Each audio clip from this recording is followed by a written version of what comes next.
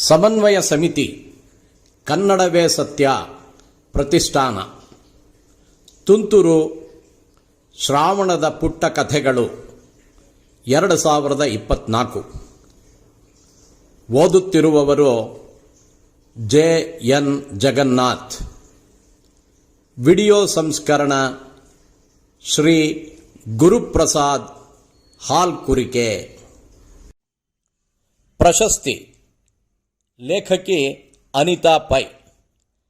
ಚಕ್ಕಲಿ ಒರಳಲ್ಲಿ ಒತ್ತಿದ ಚಕ್ಕಲಿಯನ್ನು ನಾಜೂಕಾಗಿ ಎತ್ತಿ ಕಾದ ಎಣ್ಣೆಯಲ್ಲಿ ಬಿಡುತ್ತಾ ಕರಿಯುವುದರಲ್ಲಿ ಮಗ್ನಳಾದ ಕರುಣಾಳ ಮನಸ್ಸು ಇನ್ನೂ ದೀಪಾವಳಿಗೆ ಎಷ್ಟು ದಿನಗಳಿವೆ ಎಂದು ಲೆಕ್ಕ ಹಾಕುತ್ತಿತ್ತು.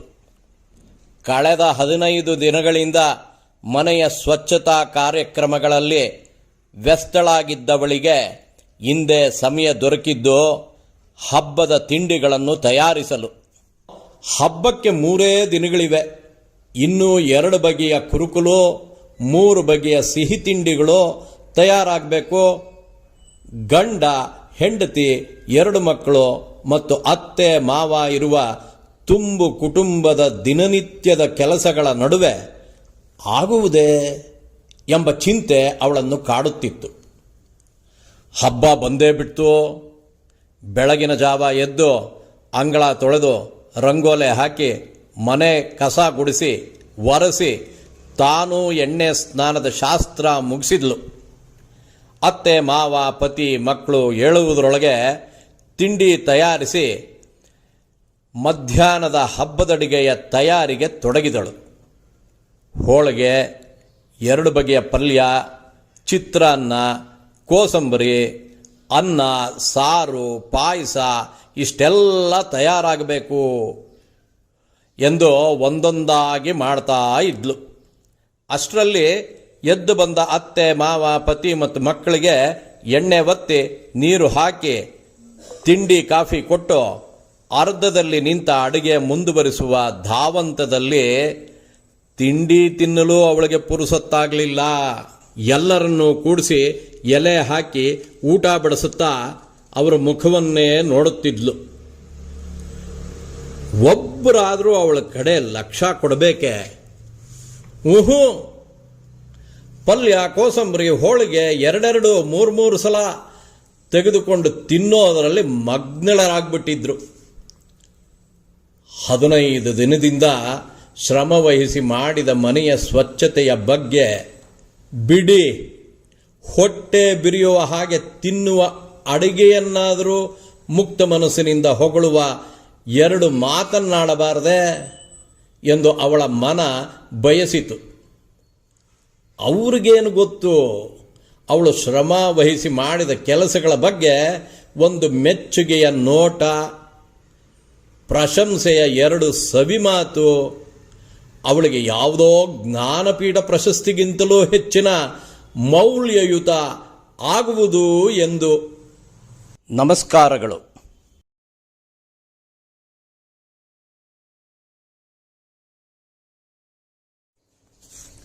ಸಮನ್ವಯ ಸಮಿತಿ ಕನ್ನಡವೇ ಸತ್ಯ ಪ್ರತಿಷ್ಠಾನ ತುಂತುರು ಶ್ರಾವಣದ ಪುಟ್ಟ ಕಥೆಗಳು 2024 ಓದುತ್ತಿರುವವರು ಜೆ.ಎನ್. ಜಗನ್ನಾಥ್.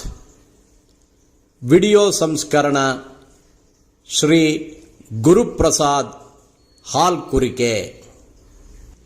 ಅಮ್ಮನಂತಹ ಅಕ್ಕ ಲೇಖಕಿ ಅನಿತಾ ಪೈ. ಅಮ್ಮ ತೀರ್ಕೊಂಡ್ಳು. ಹಿರಿಯಣ್ಣ ಗಂಭೀರವಾಗಿ ವಿಷಯ ತಿಳಿಸಿ ಪಟಕ್ ಅಂತ ಫೋನ್ ಇಟ್ಬಿಟ್ಟ. ಹುಟ್ಟಿದ ಮನೆಯೊಂದಿಗೆ ಮನತನದೊಂದಿಗೆ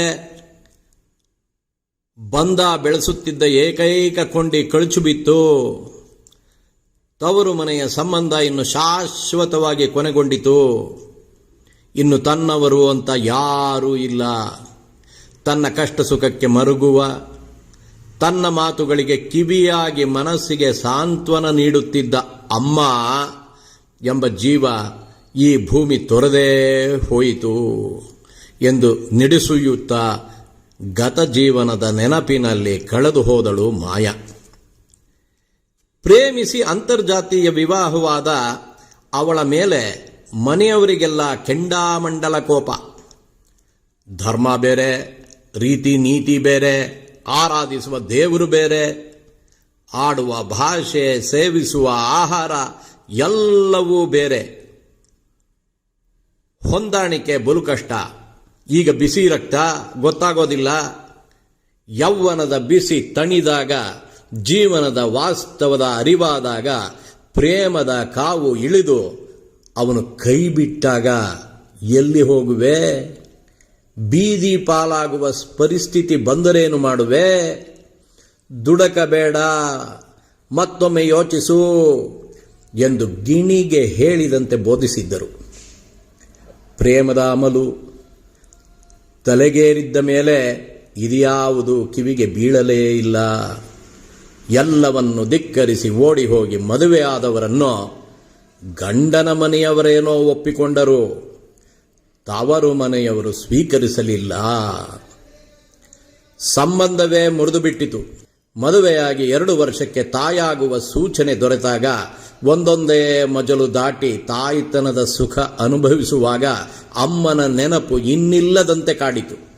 ನಾನು ಉದರದಲ್ಲಿದ್ದಾಗ ಅಮ್ಮನೂ ಹೀಗೆ ಸಂಭ್ರಮಿಸಿರಬಹುದಲ್ವೇ ಎಂಬ ಭಾವನೆಯೇ ಅಮ್ಮನನ್ನು ಕಾಣುವ ಬಯಕೆಯನ್ನು ತೀವ್ರಗೊಳಿಸಿತು. ಗಂಡನ ಒಪ್ಪಿಗೆಗೂ ಕಾಯದೆ ಅಮ್ಮನ ಮನೆಗೆ ಹೋದಾಗ ಅಕ್ಕ ತಂಗಿಯರ ಕಟು ನುಡಿಗಳು, ಅಣ್ಣ ತಮ್ಮಂದಿರ ಅಸಹನೆಯ ನೋಟ ಭರ್ಜಿ ಇರಿದಂತೆ ಮನಸ್ಸು ತೊಳಲಾಡಿತು. ಅಮ್ಮನ ಬಿಸಿಯಪ್ಪುಗೆಗೆ ಕಾತರಿಸಿತು. ಎಷ್ಟಾದರೂ ಹೆತ್ತ ಕರುಳು ತನ್ನ ಕುಡಿಯ ಮೇಲೆ ಎಷ್ಟು ದಿನ ಮುನಿಸು ತೋರಿಸಯಾತು. ವಿಶಾಲ ಹೃದಯದೊಂದಿಗೆ ತೆರೆದ ಬಾಹುಗಳಿಂದ ಆಲಂಗಿಸಿ ತನ್ನ ಎದೆಗೂಡಿನಲ್ಲಿ ಬಚ್ಚಿಟ್ಟುಕೊಂಡಳು ಅಮ್ಮ. ಮುಂದಿನ ದಿನಗಳಲ್ಲಿ ತನ್ನ ಎಲ್ಲ ಕಷ್ಟ ಸುಖಗಳಲ್ಲಿ ತನಗೆ ಜೊತೆಯಾದ ತವರಿನ ಏಕೈಕ ಸಂಬಂಧವೆಂದರೆ ಅಮ್ಮ ಮಾತ್ರ. ಪತಿಯ ವ್ಯಾಪಾರ ಅಧೋಗತಿಗೆ ಇಳಿದು ಆರ್ಥಿಕ ಸಂಕಟ ಅನುಭವಿಸುವಾಗ ನೆರವು ನೀಡಿದ್ದೇ ಅಮ್ಮ. ತನ್ನ ಪಿಂಚಣಿ ಹಣ ಖರ್ಚು ಮಾಡಲು ತಾನು ಸ್ವತಂತ್ರಳು ಎಂದುತ್ತರಿಸಿ ವಿರೋಧಿಸಿದ ಮನೆಯವರ ಬಾಯಿ ಮುಚ್ಚಿಸಿದ್ದಳು.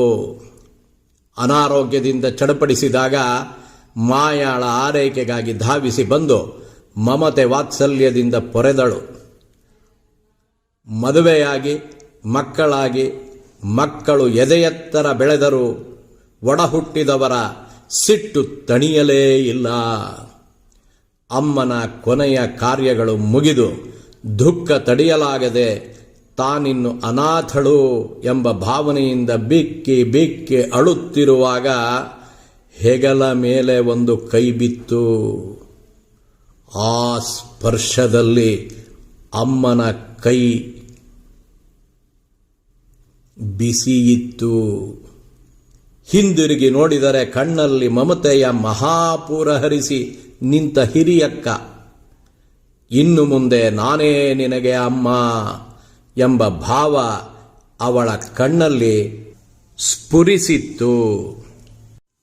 ನಮಸ್ಕಾರಗಳು.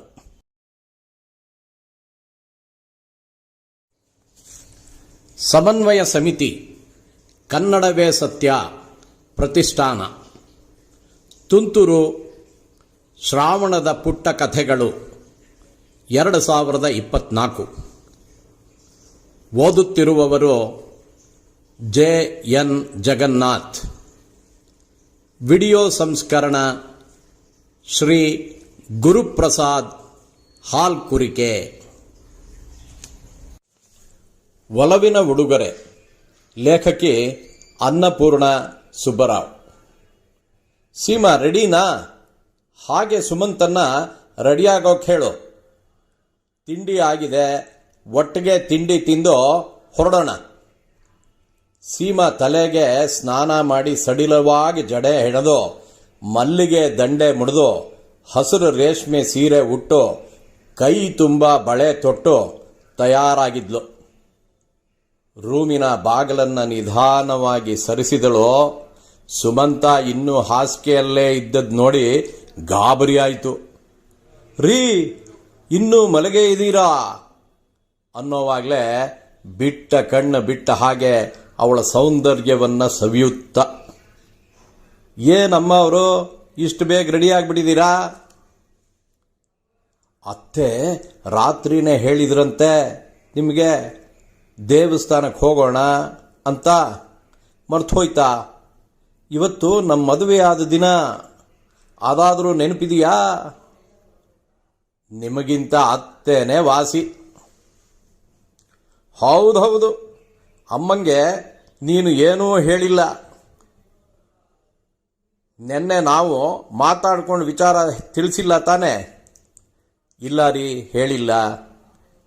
ಅವ್ರಿಗೆ ಸರ್ಪ್ರೈಸ್ ಕೊಡೋಣ ಅಂತ. ಓಕೆ? ಸುಮಂತ್ ಎದ್ದವನೇ ಬಾತ್ರೂಮ್ಗೆ ಹೊಕ್ಕ. ನರೇಂದ್ರ ಸುಜಾತ ದಂಪತಿಗಳಿಗೆ ಒಬ್ಬನೇ ಮಗ ಸುಮಂತ. ಸೊಸೆ ಸೀಮಾ, ಅವಳ ಮನಸ್ಸು ಅಷ್ಟು ವಿಶಾಲ, ಸದ್ಗುಣಿ. ಅತ್ತೆ ಮಾವ ಅಂದರೆ ಕಾಳಜಿ, ಗೌರವ. ಮಗಳೂ ಅವಳೆ, ಸೊಸೆನೂ ಅವಳೆ. ಚಿಕ್ಕ ಚೊಕ್ಕ ಸಂಸಾರ. ಮಗನ ಮದುವೆ ಆಗಿ ನಾಳೆಗೆ 2 ವರ್ಷ. ನಾವು ಅವ್ರಿಗೆ ಏನಾದರೂ ಒಳ್ಳೆ ಉಡುಗೊರೆ ಕೊಡಬೇಕು. ಮುತ್ತಿನಂತ ಸೊಸೆ, ಒಂದು ಮುತ್ತಿನ ಹಾರ ತರೋಣವಾ? ಏನಂತೀರಾ? ಅದಕ್ಕೇನಂತೆ, ಮಗಳಿದ್ರೆ ಮಾಡಿಸ್ತಾ ಇರಲಿಲ್ವಾ? ಸೊಸೆ ಮಗಳೇ ಅಂತ ಅನ್ಕೊಂಡು ಮಾಡಿಸೋಣ. ಬಿಳಿ ರೇಷ್ಮೆ ಪಂಚೆ, ಬಿಳಿ ಅಂಗಿ, ಕೆಳಗಿಳಿದು ಬಂದ ಮಗನನ್ನು ನೋಡಿ ಸುಜಾತಾಗೆ ಏನೋ ಸಂಭ್ರಮ. ಮಗ ಸೊಸೆಯನ್ನ ಕಣ್ಣು ತುಂಬಿಕೊಂಡು, ಎಷ್ಟು ಮುದ್ದಾದ ಜೋಡಿ, ಯಾರ ದೃಷ್ಟಿನೂ ಹಾಕದಿರಲಿ. ಮೊಮ್ಮಗನ ಆಸೆ ಇಣುಕುತ್ತಿದ್ರೂ ಹಾಯಾಗಿರಲಿ, ಆಮೇಲೆ ಇದ್ದೇ ಇರುತ್ತೆ ಬಸುರು ಬಾಣಂತನ ಎಂದಿತು ಮನಸ್ಸು. ಅಮ್ಮ, ಏನು ಯೋಚನೆ ಮಾಡ್ತಾ ಇದೀಯಾ? ಹೊಟ್ಟೆ ಚುರ್ರಂತಿದೆ. ವಾಸ್ತವಕ್ಕೆ ಬಂದ ಸುಜಾತ ತಿಂಡಿ ಬಡಿಸಿ ಮಕ್ಕಳಿಗೆ ಸಿಹಿ ತಿನ್ನಿಸಿ ಶುಭಾಶಯ ಹೇಳಿದರು. ಕಾರು ದೇವಸ್ಥಾನದ ಮುಂದೆ ನಿಂತಿತು. ದೇವರ ದರ್ಶನಕ್ಕೆ ನಮ್ಮನ್ನು ಕರ್ಕೊಂಡು ಹೋಗಿದ್ದಾರೆ. ಇದೇ ಸಮಯದಲ್ಲಿ ಈ ವಿಷಯ ಹೇಳಿದರೆ ಅವರ ಸಂತೋಷ 100 ಮುಡಿಯಾಗುತ್ತೆ ಅಂತ ಅಂದುಕೊಂಡ.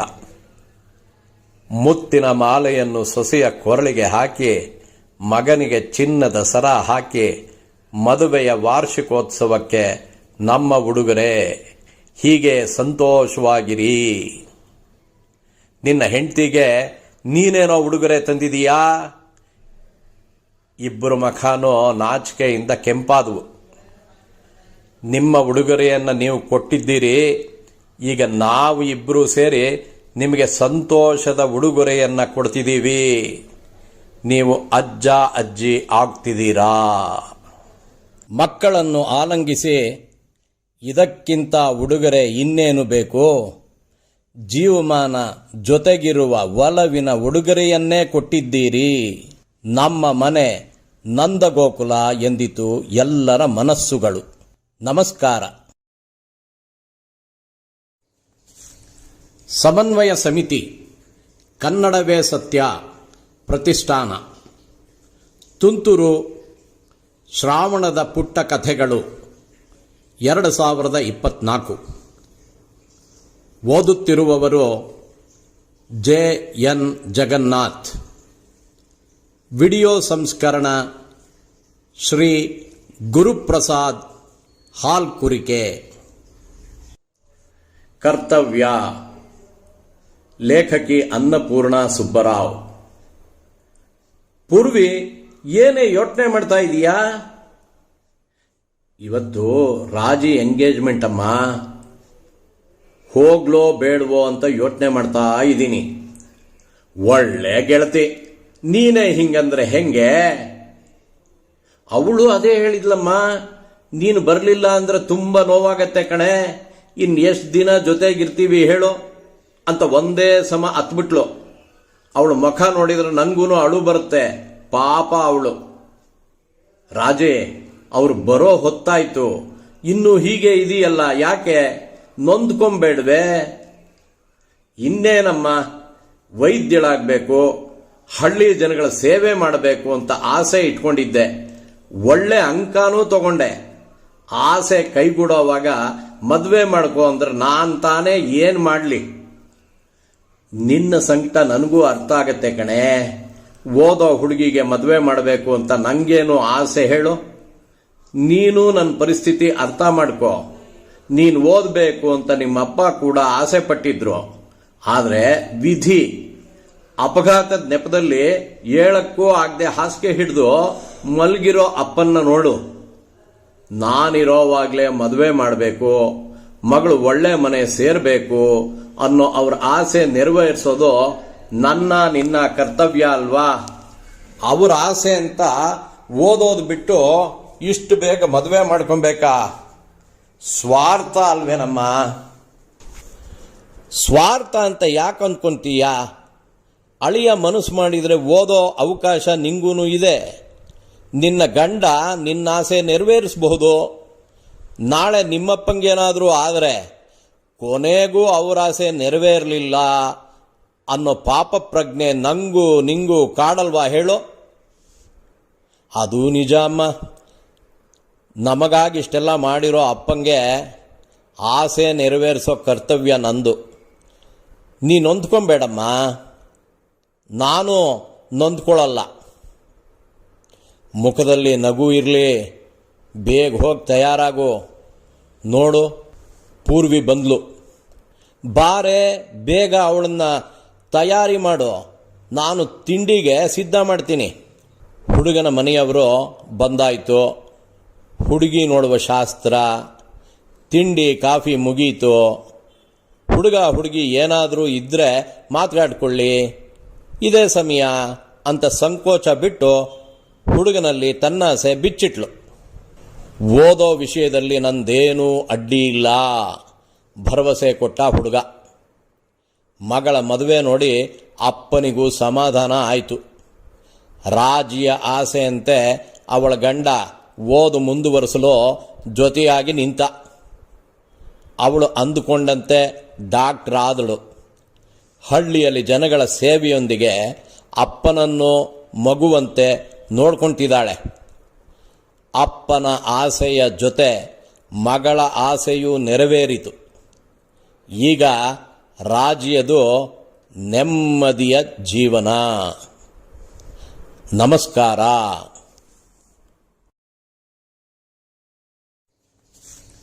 ಸಮನ್ವಯ ಸಮಿತಿ, ಕನ್ನಡವೇ ಸತ್ಯ ಪ್ರತಿಷ್ಠಾನ, ತುಂತುರು ಶ್ರಾವಣದ ಪುಟ್ಟ ಕಥೆಗಳು 2024. ಓದುತ್ತಿರುವವರು JN ಜಗನ್ನಾಥ್.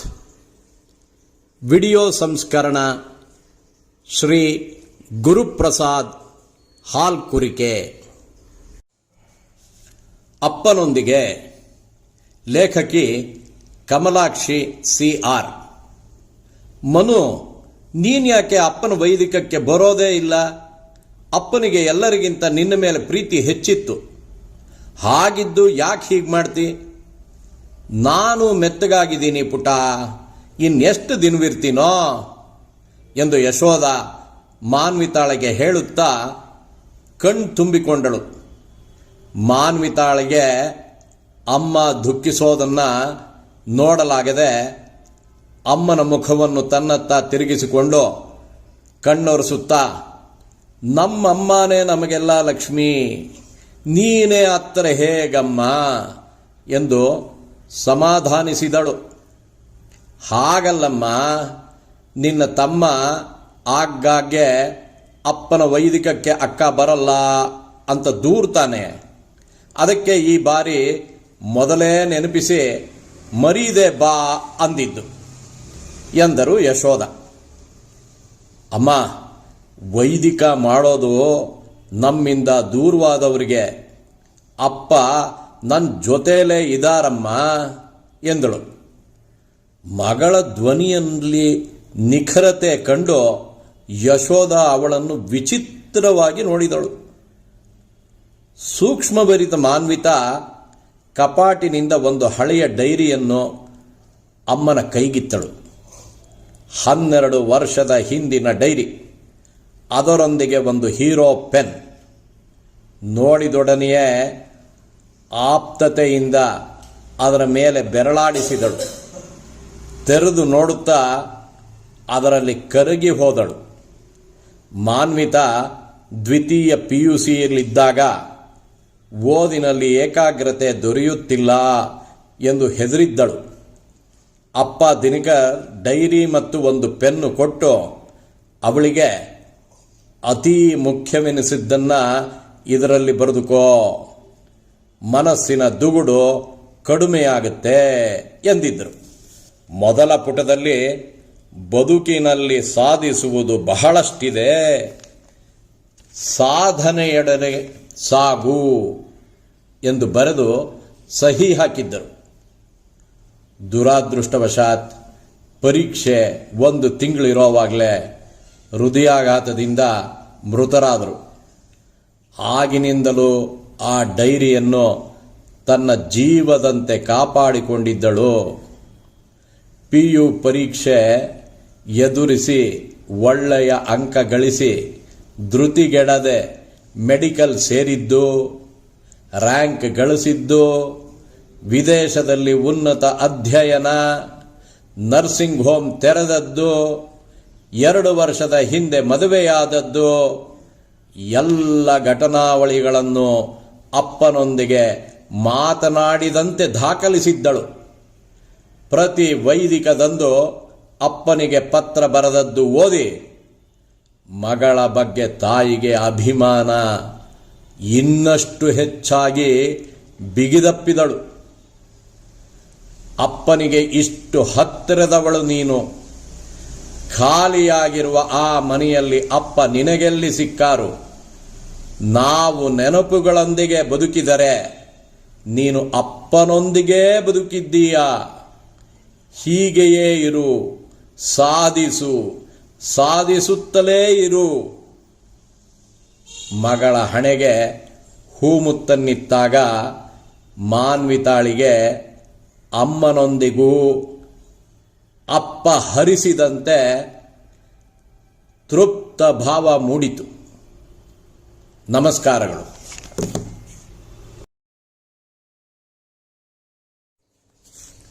ಸಮನ್ವಯ ಸಮಿತಿ ಕನ್ನಡವೇ ಸತ್ಯ ಪ್ರತಿಷ್ಠಾನ, ತುಂತುರು ಶ್ರಾವಣದ ಪುಟ್ಟ ಕಥೆಗಳು 2024. ಓದುತ್ತಿರುವವರು JN ಜಗನ್ನಾಥ್. ವಿಡಿಯೋ ಸಂಸ್ಕರಣ ಶ್ರೀ ಗುರುಪ್ರಸಾದ್ ಹಾಲ್ಕುರಿಕೆ. ಮೆಹಂದಿ ಮತ್ತು ಬದುಕು, ಲೇಖಕಿ ಕಮಲಾಕ್ಷಿ CR. ನೀಲಿಮಾ, ಅದೆಷ್ಟು ಚಂದ ಮೆಹಂದಿ ಹಾಕ್ತೀಯೆ, ಅದಕ್ಕೆ ಮೆಹಂದಿ ಶಾಸ್ತ್ರಕ್ಕೆ ನೀನೇ ಬರಬೇಕು ಅಂತ ಬಲವಂತ ಮಾಡೋದು. ನೀಲಿಮಾ ಮೆಹಂದಿ ಹಾಕುವುದನ್ನೇ ದಿಟ್ಟಿಸಿ ನೋಡುತ್ತಾ ಹೇಳಿದಳು, ಇದು ನನ್ನ ಕೆಲಸ ಅಲ್ವಾ ಮಾಮಿ? ಶ್ರುತಿಯ ಬಿಳಿ ಕೈಗಳಿಗೆ ಹೊಸ ಡಿಸೈನ್ ಟ್ರೈ ಮಾಡಿದೆ, ಇವಳ ಕೈ ಹೇಗೆ ಕಾಣುತ್ತೆ ನೋಡ್ತೀರಿ ಎಂದಳು ನೀಲಿಮಾ. ಅವಳತ್ತಲೇ ನೋಡುತ್ತಾ ಮೆಲ್ಲನೆ ನುಡಿಸೊಯ್ದು, ನಿನ್ನ ಕೈಲಿ ಮೆಹಂದಿ ಹಾಕಿಸ್ಕೊಂಡ್ರೆ ಕೇಳಬೇಕಾ ಪುಟ? ನಿನ್ನ ಮದುವೆಯಲ್ಲೂ ಕೈ ನೋಡಿದವರೆಲ್ಲ ನೀನು ಅದೃಷ್ಟವಂತೆ ಎಂದಿದ್ರು, ಆದರೆ ನಿನ್ನ ಬದುಕು ಹೀಗಾಯ್ತಲ್ಲಮ್ಮ. ಕುಕ್ಕಲತೆಯಿಂದ ಸುಕನ್ಯಾರ್ ಅರಿವಿಲ್ಲದೆ ಮಾತು ಹೊರಬಂತು. ನನ್ನ ಬದುಕಿಗೇನಾಗಿದೆ ಮಾಮಿ, ನಾನು ಚೆನ್ನಾಗಿದ್ದೀನಿ ಎಂದು ನೀಲಿಮಾ ಮೆಹಂದಿ ಹಾಕುವುದರಲ್ಲಿ ತಲ್ಲೀನಲಾದಳು. ಮನಸ್ಸು ಹೊಯ್ದಾಡಿತು. ಪ್ರಯಾಸದಿಂದ ಮೆಹಂದಿ ಹಾಕಿ ಛತ್ರದ ಕೋಣೆ ಸೇರಿದಳು. ತನ್ನದೇ ವಯಸ್ಸಿನ ಶ್ರುತಿ ಮದುವೆಗೆ ಬಂದು ಬಾಂಧವರು ಸೇರಿದ್ದರಿಂದ ಸಡಗರ ಸಂಭ್ರಮ ತುಂಬಿತ್ತು. ಮಾಮಿ ಹೇಳಿದಂತೆ ಮೆಹಂದಿ ತನ್ನ ಬಾಳಿನಲ್ಲಿ ಆಟವಾಡಿದ್ದನ್ನು ನೆನೆದು ನಿಟ್ಟುಸಿರಿಟ್ಟಳು. ಇದೇ ಮಾಮಿಯ ಮಗನ ಮದುವೆಯಲ್ಲಿ ನೀಲಿಮಾ ತನ್ನತ್ತ ಕೈಯೊಡ್ಡಿದ್ದವರಿಗೆಲ್ಲ ಮೆಹಂದಿ ಹಾಕಿದ್ಲು. ಜಿಂಕೆಯಂತೆ ಓಡಾಡುತ್ತಿದ್ದ ಅವಳನ್ನು ಒಂದೆಡೆ ಕೂರಿಸಿ ಸುಕನ್ಯಾ ಅವಳ ಕೈಗೆ ಮೆಹಂದಿ ಹಾಕಿಸಿದ್ಲು. ಕೈಗಳನ್ನು ತೊಳೆದಾಗ ಮದುಮಗಳಿಗಿಂತ ಇವಳ ಕೈಗಳಲ್ಲೇ ರಂಗು ಗಾಢವಾಗಿತ್ತು. ಇವಳು ಹೋದಲ್ಲೆಲ್ಲ ಹಿಂಬಾಲಿಸುತ್ತಿದ್ದ ಮಾಮಿಯ ಮಗನ ಗೆಳೆಯ ಸೃಜನ್ ಅವಳನ್ನು ಕಣ್ಗಳಲ್ಲಿ ಕ್ಯಾಮರಾದಲ್ಲಿ ಸೆರೆ ಹಿಡಿದಿದ್ದ. ಮದುವೆ ಮುಗಿಯುವುದರಲ್ಲಿ ಮಾಮಿಯ ಮುಂದೆ ತನ್ನ ಮದುವೆ ಪ್ರಸ್ತಾಪ ಇಟ್ಟಿದ್ದ. ಸುಕನ್ಯಾ ಎಲ್ಲರಿಗೂ ಮೆಹಂದಿ ಹಾಕಿ ಸೃಜನ್ನನ್ನು ಸೆರೆ ಹಿಡಿದು ಬಿಟ್ಟೆ, ಬಲು ಜಾಣೆ ಕಣೆ ನೀನು ಎಂದು ತುಸು ಈರ್ಷೆಯಿಂದಲೇ ನೀಲಿಮಾಳತ್ರ ಮಾತು ಹರಿಯಬಿಟ್ಟಿದ್ದಳು. ಒಲಿದ ಬಂದ ಯೋಗ್ಯ ಸಂಬಂಧವೆಂದು ಸಂತಸದಿಂದಲೇ ನೀಲಿಮಾಳ ಹೆತ್ತವರು ಒಪ್ಪಿ 3 ತಿಂಗಳಲ್ಲಿ ಮದುವೆಯೂ ಆಯಿತು. ಸೃಜನ್ ನೀಲಿಮಾ ಅನುರೂಪ ಜೋಡಿಯಾಗಿ ಕಂಗೊಳಿಸುತ್ತಿದ್ದರು. ತನ್ನ ಸದ್ಗುಣಗಳಿಂದ ನೀಲಿಮಾ 2 ಮನೆಗಳ ಕಣ್ಮಣಿಯಾದಳು. ಅದಾವ ದೃಷ್ಟಿ ತಾಕಿತೋ ಮದುವೆಯಾಗಿ ವರ್ಷ ಕಳೆದಿತ್ತಷ್ಟೇ ಸೃಜನ್ ಕಾರು ಚಲಾಯಿಸುತ್ತಿದ್ದಾಗ ಅಪಘಾತವಾಗಿ ಕಾಲುಗಳನ್ನು ಕಳೆದುಕೊಂಡ. ಸಾಲದ್ದಕ್ಕೆ ನೀಲಿಮಾಳ ಒಡಲಿನಲ್ಲಿ ಕುಡಿ ಚಿಗುರುತ್ತಿತ್ತು. ಬದುಕು ನಡೆಸಲು ಪಾರ್ಲರ್ ತೆರೆದಳು. ಜೊತೆಗೆ ವಿಶೇಷವಾಗಿ ರೂಢಿಸಿಕೊಂಡಿದ್ದ ಮೆಹಂದಿ ಹಾಕಲು ಸ್ವಂತ ತಾನೇ ಹೋಗುತ್ತಿದ್ದಳು. ಮಾಮಿ ಮಗನ ಮದುವೆಯಲ್ಲಿ ಹಾಕಿಕೊಂಡ ಮೆಹಂದಿ ತನ್ನ ಬದುಕಿಗೆ ತಿರುವು ನೀಡಿತು. ಸ್ವಾವಲಂಬನೆಯಾದರೋ ಜನರೇಕೆ ಮರುಕ ತೋರುವರೋ ಎನಿಸಿ ಮನಸ್ಸು ಭಾರವಾಯಿತು. ನೀಲಿಮಾ, ಮೆಹಂದಿ ನಿನಗೆ ಕಷ್ಟ ಕೊಟ್ಟರು ನೀನು ಮಾತ್ರ ಅದನ್ನು ಬಿಡೋದಿಲ್ಲ ಅಲ್ವಾ ಎನ್ನುತ್ತಾ ವೀಲ್ ಚೇರ್ನಲ್ಲಿ ಬಂದ ಸೃಜನ್ ಧ್ವನಿ ಕೇಳಿ ನೀಲಿಮಾ ವಾಸ್ತವಕ್ಕೆ ಮರಳಿದಳು. ನನಗೆ ಕಷ್ಟವೇ, ನನಗೇನಾಗಿದೆ ಸೃಜಾ? ಈ ಮೆಹಂದಿಯೇ ನನಗೆ ಇಷ್ಟು ಒಳ್ಳೆಯ ಪತಿ ಮಗನನ್ನ ಕೊಟ್ಟಿದ್ದು. 10 ಜನರಿಗೆ ಕೆಲಸ ಕೊಟ್ಟಿದ್ದೀನಿ, ಇನ್ನೇನು ಬೇಕು? ನಾನು ಸಂತೋಷದಿಂದಲೇ ಇದ್ದೀನಿ. ನಡೀರಿ, ಈಗ ಸಂಗೀತ್ ಪ್ರೋಗ್ರಾಂ ಶುರು ಆಗುತ್ತೆ. ನಾನು ಡ್ಯಾನ್ಸ್ ಮಾಡುವಾಗ ನೀವು ಹಾಡಬೇಕಲ್ವಾ ಎಂದು ಕಣ್ಣಂಚಿನಲ್ಲಿ ಹನಿಗಳನ್ನು ಸೃಜನ್ಗೆ ಕಾಣದಂತೆ ಒರೆಸಿಕೊಂಡು ಸಭಾಂಗಣದತ್ತ ವೀಲ್ ಚೇರ್ ತಳ್ಳಿಕೊಂಡು ಹೊರಟಳು. ಸೃಜನನಿಗೆ ನೀಲಿಮಾ ವಿಧಿಗೆ ಸವಾಲು ಒಡ್ಡಿದ ವೀರ ವನತೆಯಂತೆ ಎನಿಸಿ ಅವಳ ಕೈಗಳನ್ನು ಹೆಮ್ಮೆಯಿಂದ ಹಿಡಿದುಕೊಂಡ. ನಮಸ್ಕಾರಗಳು. ಸಮನ್ವಯ ಸಮಿತಿ, ಕನ್ನಡವೇ ಸತ್ಯ ಪ್ರತಿಷ್ಠಾನ, ತುಂತುರು ಶ್ರಾವಣದ ಪುಟ್ಟ ಕಥೆಗಳು 2024. ಓದುತ್ತಿರುವವರು JN ಜಗನ್ನಾಥ್. ವಿಡಿಯೋ ಸಂಸ್ಕರಣ ಶ್ರೀ ಗುರುಪ್ರಸಾದ್ ಹಾಲ್ಕುರಿಕೆ. ಕದನ ವಿರಾಮ. ಲೇಖಕರು KRS ಮೂರ್ತಿ.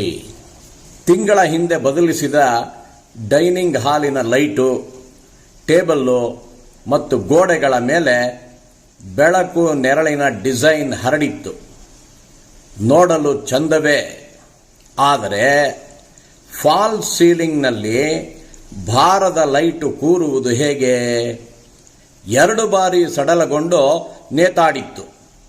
ಭಾಸ್ಕರನೇ ಸರಿಪಡಿಸಿದ್ದ. ನಗುವೇ ತುಂಬಿದ್ದ ಡೈನಿಂಗ್ ಹಾಲ್ ಏಕೋ ಈಚೀಚೆಗೆ ಸಮರಾಂಗಣ.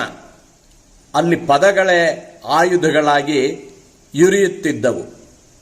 ಸಂಘರ್ಷದ ಕಾರಣಗಳನ್ನು ಬೇಗ ಚಿವುಟದಿದ್ದರೆ ರಕ್ತ ಬೀಜಾಸುರ ಎದುರು ನಿಲ್ಲುವುದು ಖಚಿತ.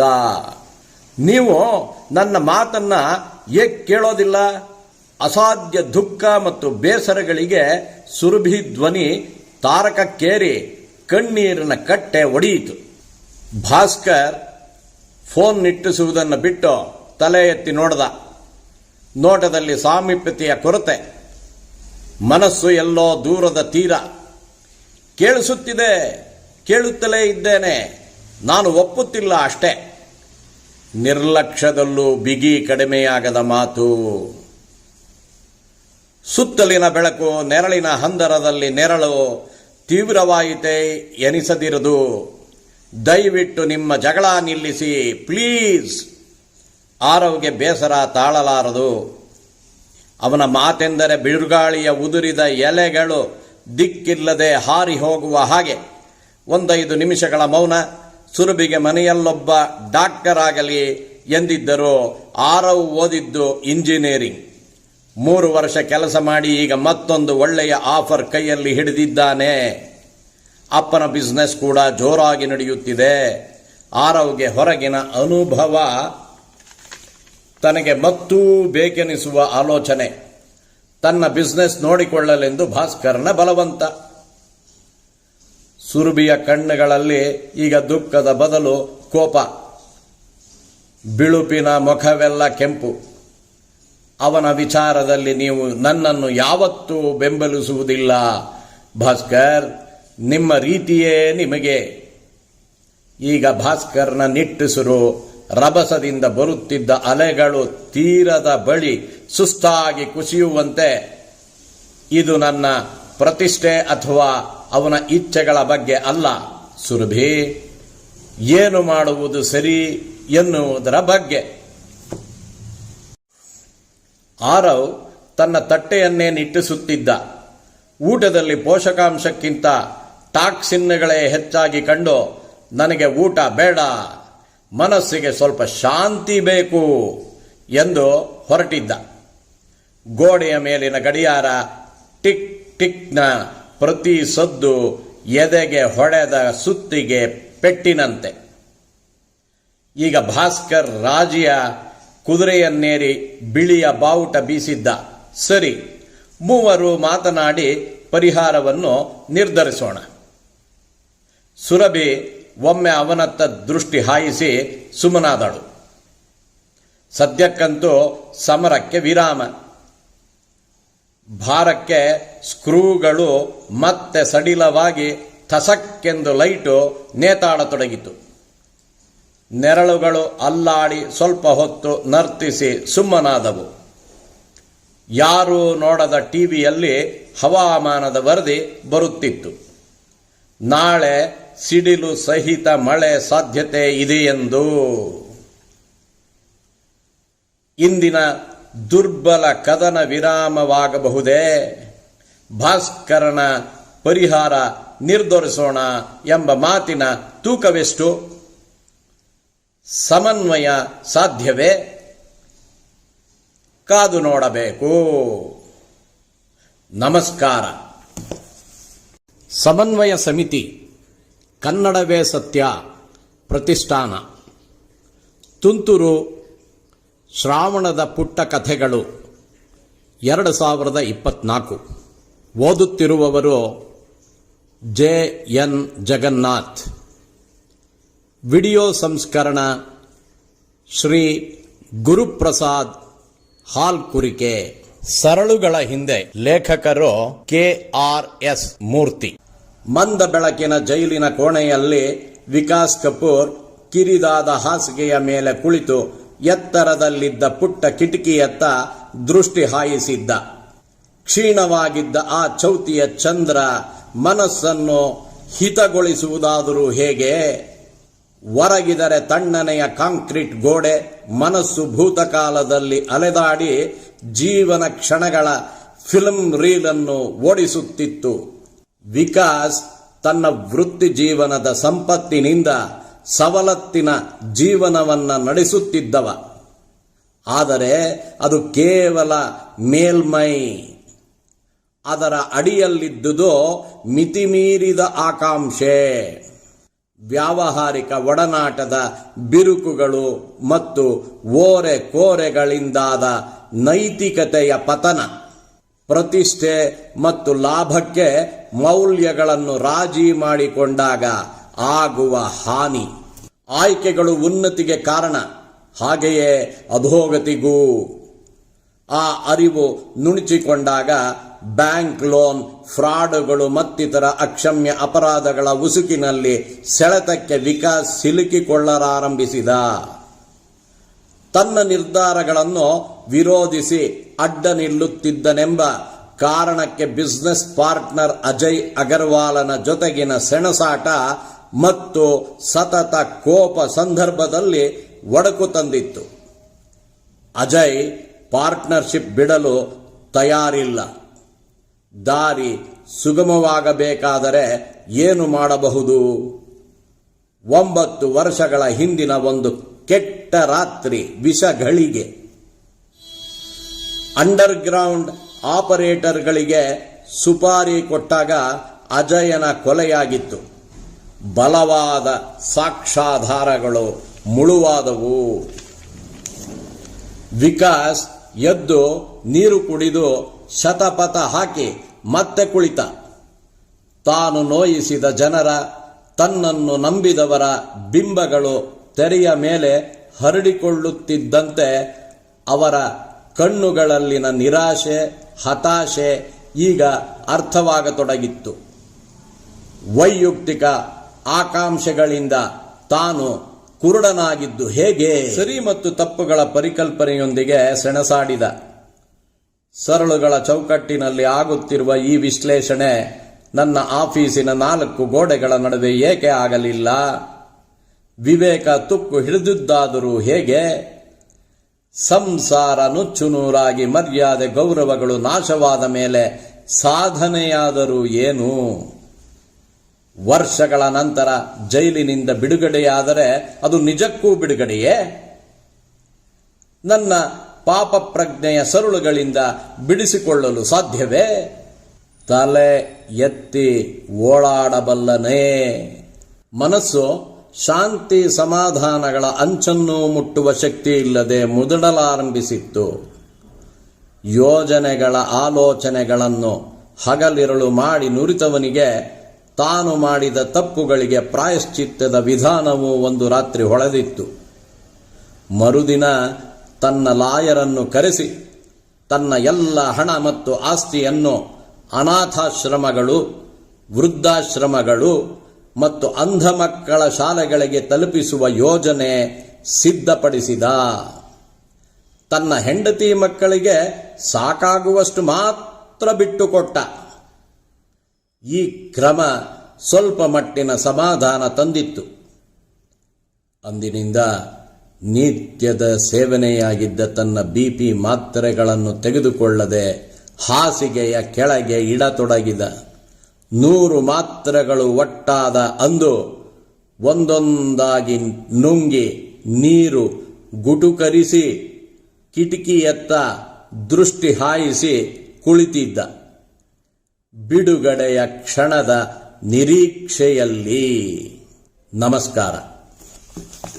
ಸಮನ್ವಯ ಸಮಿತಿ, ಕನ್ನಡವೇ ಸತ್ಯ ಪ್ರತಿಷ್ಠಾನ, ತುಂತುರು ಶ್ರಾವಣದ ಪುಟ್ಟ ಕಥೆಗಳು 2024.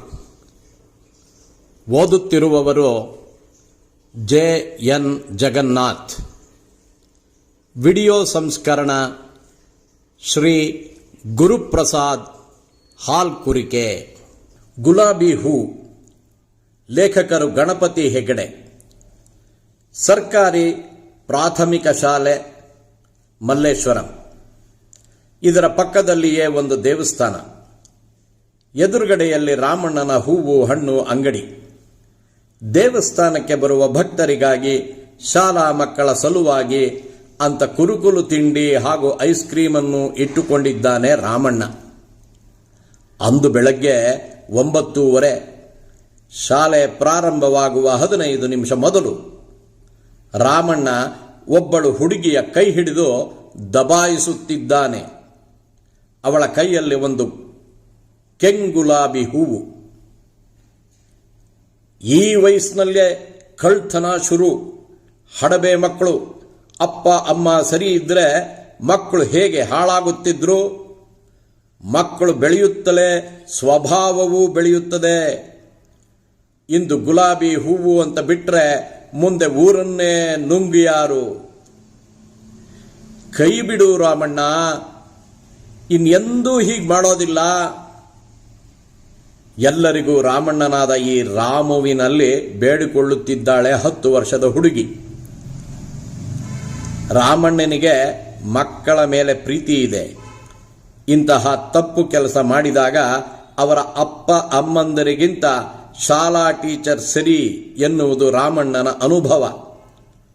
ಶಾಲಾ ಮಕ್ಕಳು ಯಾರು ಅಂತ ನೋಡಿದೊಡನೆಯೇ ಕಂಡುಹಿಡಿಯಬಹುದು. ನಿನ್ನ ಅಪ್ಪ ಅಮ್ಮನೂ ಅಷ್ಟೇ, ನಿಮಗೆ ಗೀತಾ ಟೀಚರೇ ಸರಿ ಬುದ್ಧಿ ಹೇಳಲು ಅಂತ ಗುಲಾಬಿ ಹಿಡಿದ ಕೈಯನ್ನು ಹಾಗೆ ಹೂವಿನ ಸಂಗಡ ಶಾಲೆಯ ಒಳಗೆ ಕರೆದೊಯ್ದ. ಅಂಗಡಿಯಲ್ಲಿ ಕೆಲಸದ ಹುಡುಗನನ್ನು ಬಿಟ್ಟು ಪ್ರಾರ್ಥನೆ ನಡೆಯುತ್ತಿತ್ತು. ಹೊರಗಡೆಯೇ ನಿಲ್ಲಬೇಕಾಯಿತು. Geeta teacher head miss. Strict ಆದರೂ ಮಕ್ಕಳಿಗೆ ಅವರೆಂದರೆ ಭಯ, ಭಕ್ತಿ. ಬಿಡಿ ರಾಮಣ್ಣ, ಗೋಗರಿಯುತ್ತಿದ್ದಳು ಹುಡುಗಿ. ಓಹೋ, ಗೀತಾ ಟೀಚರ್ ಬೀಳಲು ಹೇಳಿದರೆ ಮಾತ್ರ ಬಿಡುತ್ತೇನೆ, ರಾಮಣ್ಣನ ತಿರುಗುತ್ತರ. ಅಂತೂ ಪ್ರಾರ್ಥನೆ ಮುಗಿಯಿತು. ಹೆಡ್ ಮಿಸ್ ಅವರ ಕ್ಲಾಸ್ಗೆ ಹೋಗಲು ಸಾಲಿನಲ್ಲಿದ್ದ ಇತರ ಹುಡುಗಿಯರು ಇವಳನ್ನು ಬಿಡುತ್ತಿಲ್ಲ. ಪ್ರತಿಯೊಬ್ಬರ ಕೈಯಲ್ಲಿಯೂ ಬೇರೆ ಬೇರೆ ಬಣ್ಣದ ಗುಲಾಬಿ ಹೂಗಳು. ರಾಮಣ್ಣನಿಗೆ ಅರ್ಥವಾಯಿತು. ಅಂಗಡಿಯ ಹುಡುಗನಿಗೆ ಮತ್ತೆರಡು ಗುಲಾಬಿ ಹೂಗಳನ್ನು ತರುವಂತೆ ಹೇಳಿದ. ಹ್ಯಾಪಿ ಬರ್ತ್ಡೇ ಮೇಡಮ್, ನನಗೆ ಈ ಹುಡುಗಿ ಗುಲಾಬಿ ಖರೀದಿಸುವಾಗ ಹೇಳಿದಳು ಅಂತ ಹೂ ಕೊಟ್ಟ. ಬೈ ಪುಟ್ಟಿ ಅಂತ ಹೇಳಿ ಮಗುವಿನ ಕೆನ್ನೆ ತಟ್ಟಿ ಹೊರಟ ರಾಮಣ್ಣ. ಹುಡುಗಿ ಹೋಗುತ್ತಿರುವ ರಾಮಣ್ಣನನ್ನೇ ನೋಡುತ್ತಿದ್ದಳು. ನಮಸ್ಕಾರ. ಸಮನ್ವಯ ಸಮಿತಿ, ಕನ್ನಡವೇ ಸತ್ಯ ಪ್ರತಿಷ್ಠಾನ, ತುಂತುರು ಶ್ರಾವಣದ ಪುಟ್ಟ ಕಥೆಗಳು 2024. ಓದುತ್ತಿರುವವರು JN ಜಗನ್ನಾಥ್. ವಿಡಿಯೋ ಸಂಸ್ಕರಣ ಶ್ರೀ ಗುರುಪ್ರಸಾದ್ ಹಾಲ್ಕುರಿಕೆ. ಭಾಗ್ಯ. ಲೇಖಕರು ಗಣಪತಿ ಹೆಗಡೆ. ಮೊನ್ನೆ ಪ್ರಜಾವಾಣಿ ಓದಿದಾಗಿನಿಂದ ಭಾಗ್ಯಳ ಹೊಟ್ಟೆಯಲ್ಲಿ ಏನೋ ತಳಮಳ, ಎದೆ ಬಿರಿಯುತ್ತಿದೆ. ಮನೆಗೆ ಹೋಗಿ 7 ತಿಂಗಳ ಹಸುಕೂಸು ಆನಂದನನ್ನು ಎತ್ತಿಕೊಳ್ಳುವ ತವಕ ಭಾಗ್ಯಳಿಗೆ. ಮಗನಿಗೆ ಆನಂದ ಅಂತ ಹೆಸರಿಟ್ಟಿದ್ದೇ ಅದಕ್ಕಾಗಿ, ಹಳೆಯ ನೋವನ್ನು ಮರೆತು ಆನಂದಿಸಲು. ಸೋದರತ್ತೆ ಶಾರದಮ್ಮ 5 ವರ್ಷದ ಕೆಳಗೆ ತನ್ನನ್ನು ದೈವದಂತೆ ಕಾಯ್ದಿದ್ದಳು. ಅಷ್ಟೇ ಏಕೆ, ಈಗಲೂ ಇವಳಿಗೆ ಶಾರದಮ್ಮಳೇ ಸೈಕಾಲಜಿಸ್ಟ್. ಅವಳ ಜೀವನಾನುಭವ ಯಾವ ಡಾಕ್ಟರಿಗೂ ಕಡಿಮೆ ಇಲ್ಲ. ಹಳೆಯ ನೆನಪು ಈಗ ಬರಬಾರದಿತ್ತು ಅಂತ ಅನಿಸಿದ್ರೂ ಮನಸ್ಸಿನ ಮೇಲೆ ಹಿಡಿತಾ ಇದ್ದರೆ ಹೀಗಾಗುತ್ತಿತ್ತೆ ಅಂತ ಖಿನ್ನಳಾಗುವಳು. ಇಂಜಿನಿಯರಿಂಗ್ ಕಾಲೇಜ್ ಲೆಕ್ಚರರ್ ವಸಂತ ತಾನು ಅಲ್ಲಿ ಕೊನೆ ವರ್ಷ ಇಂಜಿನಿಯರಿಂಗ್ ಓದುವಾಗಲೇ ಮನಸ್ಸು ಕದ್ದಿದ್ದ. ಪ್ರೇಮ ಕಾಮವಾದದ್ದಕ್ಕೆ ಇಬ್ಬರೂ ಕಾರಣರಾದರೂ ಪರಿಣಾಮ ತನ್ನ ಮೇಲೆಯೇ.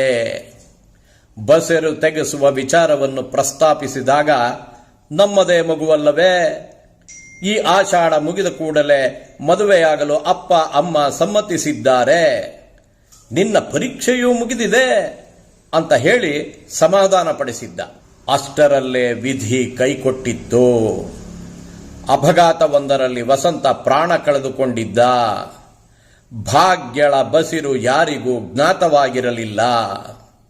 ಕಳೆದುಕೊಳ್ಳುವ ಕಾಲವು ಮೀರಿದೆ ಎಂದು ಡಾಕ್ಟರರು ಹೇಳಿದ್ದರು. ಆ ಕಾಲದಲ್ಲಿ ಬೆನ್ನೆಲುಬಾದವಳು ಒಬ್ಬಂಟಿ ಶಾರದತ್ತೆ. ಧೈರ್ಯ ತುಂಬಿ ತನ್ನ ಮನೆಯಲ್ಲಿಯೇ ಇರಿಸಿಕೊಂಡು ಹೆರಿಗೆ ಮಾಡಿಸಿದ್ದಳು. ಮಗುವನ್ನು ನರ್ಸಲ ಕೈಯಲ್ಲಿಟ್ಟು ಬೆಳೆಸುವಂತೆ ಹೇಳಿ ತನ್ನನ್ನು ಮಗುವಿನ ಋಣಮುಕ್ತಳನ್ನಾಗಿಸಿದ್ದಳು.